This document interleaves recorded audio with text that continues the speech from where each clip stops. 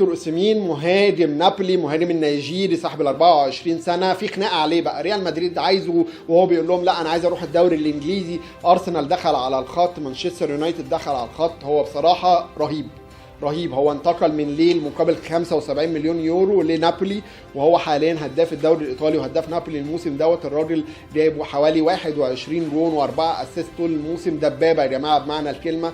الله اعلم بقى، اللعيبه الافريقيه ما بيستروش، ممكن حد يكمل ويستمر وممكن حد يسيبك ويقع. اللي كملوا واستمروا هم احنا عارفينهم بقى، صامويل ايتو ودروجبا وصلاح ومانيه، وفي مليون الف لعيب افريقي تاني ظهر وخد له غطس تحت. فالله اعلم ممكن يكمل على المستوى اللي هو فيه دوت ولا لا، لان هو لو راح الدوري الانجليزي هيبقى هالاند التاني يعني. سيبوا لي برده رايكم في الكومنتس وعايزينه يروح فين. في النهايه كان معاكم مصطفى محسن. لو الحلقه عجبتكم ما تنسوش تشتركوا في القناه وتعملوا لايك للفيديو. اشوفكم في حلقه جديده. سلام.